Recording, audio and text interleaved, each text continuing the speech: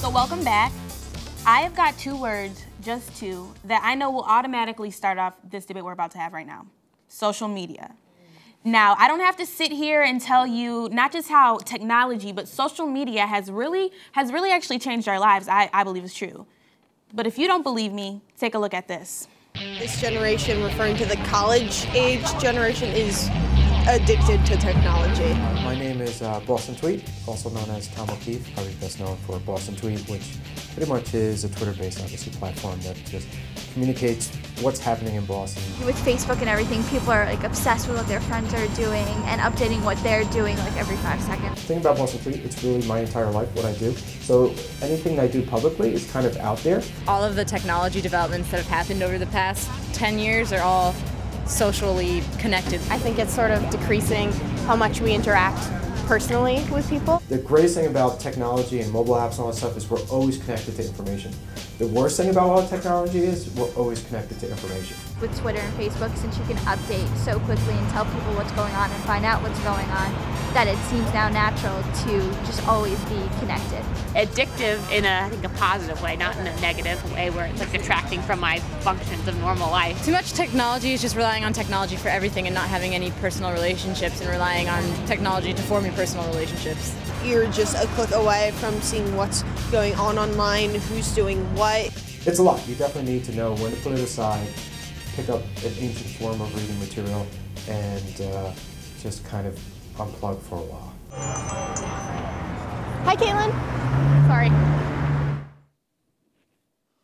Oh well, since Mr. Zach Coulson over here is already on his phone, I believe Facebook's stalking somebody. So why don't we start with you? Darren, you're single? So what are your opinions on social media and how it's affected our generation? It is infected, or not infected, but I mean, there is not a single person that I know that doesn't have a there's actually one person. Okay, I take that back. But seriously, it's become like the standard to just have Facebook. If you meet someone that doesn't have Facebook, it's like, you're weird. What? You don't have what do you mean? Like, I don't understand that.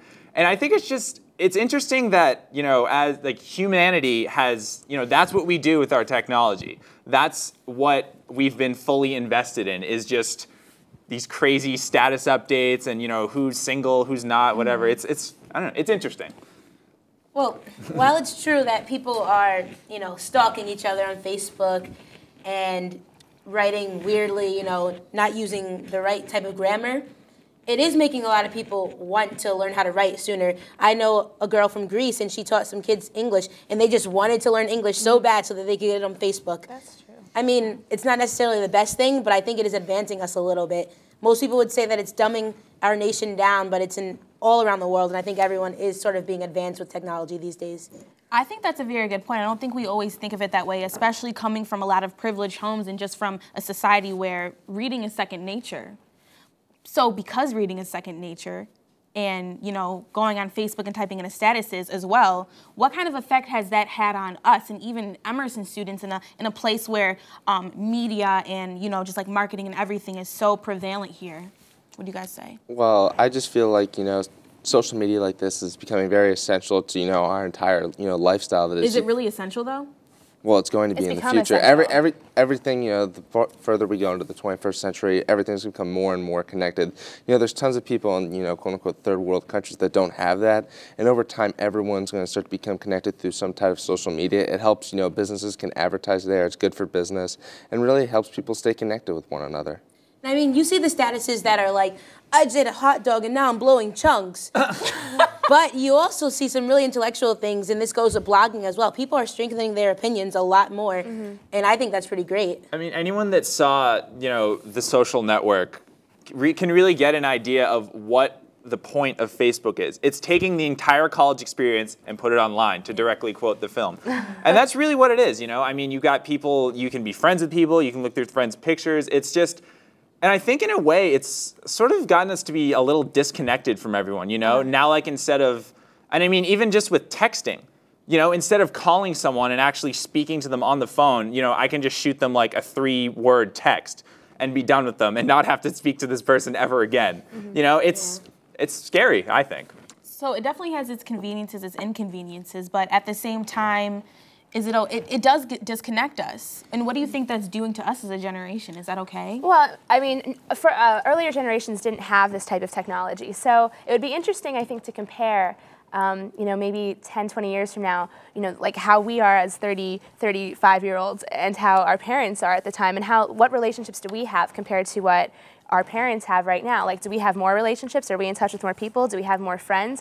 Or are we more disconnected? Because I feel like as we get older, it'd be interesting to see how much this social networking trend holds up as we get older and have lives and have jobs and things to do. We can't sit on Facebook for 10 hours a day, or maybe you can, and I don't know. Well, the funny thing about that is my mom is on Facebook all the time. My grandmother is on Facebook. Yeah, it's all three out of my 4 grandparents are on Facebook, and it really doesn't matter whether or not it's good or not for our generation. It doesn't it's going to keep going. Everyone our entire lives, I say within 10 years, will literally be online. Period. And more people just keep on going online, and I just think it really is good for our generation to stay connected. We're probably more educated about issues than we've ever had been in the past. So you guys have definitely brought up some very, very interesting questions, but stay tuned because our On the Spot is coming up next.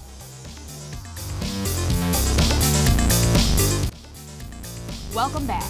It's time for my favorite part of the show, On the Spot, in which we ask our lovely panelists to debate a topic heavily guarded before this point. I'm actually dying to know what it is myself. I'm just happy I don't have to debate it. I'm just moderating. So panelists, are you guys ready for this? Sure. All right, let's go. Let's go. Hey, Speechless. My name's Hillary Hawkins, and I'm a marketing communication major and a freshman at Emerson College. I was just wondering what we should do with the problems that young girls face with sexting and harassment online. All right, so this kind of, I feel like, is an attachment to the debate we just had about social media, and we all agreed, and it was great, it was happy. But now I feel like this is a bit more controversial, and I don't think it just has to deal with girls, but boys as well, and just teenagers, middle schoolers. So what do you guys think about her question? What came to mind? 2 words: parental control. Seriously. What do you mean, though, by parental control? I mean, parents just need to be more aware of what their children are doing. When it comes to cell phones, I think that cell phones are smart for younger kids because, they could be sleeping over somebody's house and people don't use their house phones as much anymore. But you can put parental controls where they can only call their parents, your parents can only call you. You don't need the whole world to be able to reach your kids. And also when it comes to iPods and, computers and stuff like that, parents should check on what their kids are listening to, and they should be able to look at their computers as well. Exactly. Like, cell phones are an incredibly important device. It's arguably one of the most important things that has come out of this generation. But so much of it has just become, like a social acceptance thing. Who's got the coolest phone? Everyone here at Emerson has a smartphone, and so naturally I had to get one myself.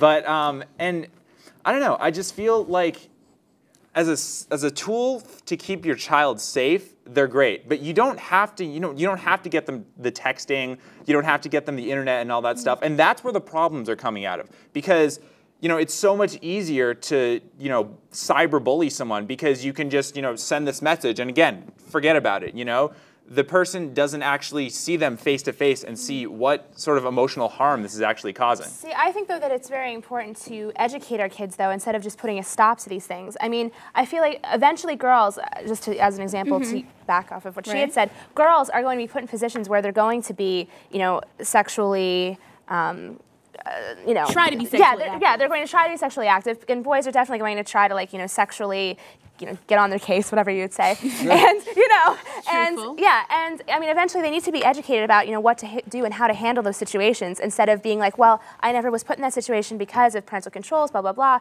and then they're put in this like very awkward scenario at some time in their life. Scenarios like what we just heard. Yeah, right? like sexting. If they're getting like weird come-ons from boys that they don't know how to deal with them, I think they need to be educated, and that's what parents should do rather than just be turn a blind eye and say, well, I'm just gonna lock their phone. Yeah, I really agree with her. That really comes down to education, because parental controls that it's only going to kick the can down the road until when they get older and they don't have to deal with their parents, or when they get to college, or or hopefully they'll have they'll be educated before they leave college. But they need they need to be educated about. If they're not educated about it, they're not going to know what to do, period. If their parents keep on shielding them from stuff like that, they're going to have to deal with the problem anyway, and they might as well deal with it while they're relatively young and their parents can still help them. So it's funny because you two brought up kind of the same point, and then you two kind of brought up the same point, because you guys said that they should just not put anything on their phone, don't put texting, we should be monitoring them, and we really shouldn't even be letting them have cell phones at all. And then you guys said that we should, basically what I heard was, give them the cell phones but educate them. So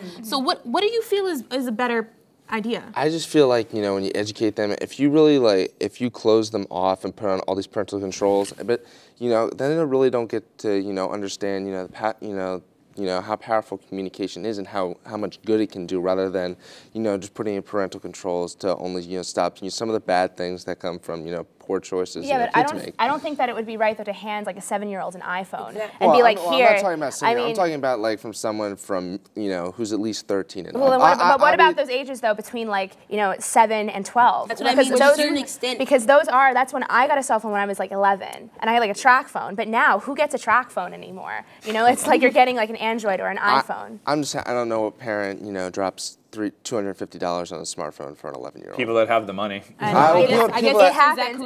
People that have the money are probably pretty $99 to get an iPhone 3GS. Hello. Yeah. Well, I knew everyone would have a mouthful to say about that one, but you do not want to go anywhere, because trust me when I say you'll want to hear my mouthful after the commercial break. The way I see it, the social media revolution is in our hands. Haven't you seen the movie Social Network? That movie has a lot of valuable lessons. Technology can either be our friend or it can be our enemy. We can use it to tell someone what we're doing all the time, or to advocate for a cause, business plan, or even a marketing endeavor. It's your choice. But make sure that in the midst of all that, you are treating others the way you want to be treated. It seems like technology sure can give people a boldness that they normally wouldn't have if they didn't have the chance to type it out. But here's a life lesson that will save you all the drama. If you can't say it to somebody's face, you probably shouldn't be saying it at all. And just because music can potentially be free doesn't mean that you shouldn't pay for it. Nowadays, artists have the choice. They can freely put their own music on the web for fans to download, or they can use software such as iTunes, in which users do have to pay for the music. I believe that we should respect their choice, just as we respect others on Facebook, Twitter, and anywhere else you use to procrastinate on your homework. But that's just my humble opinion. Have a good night from all of us here at Speechless.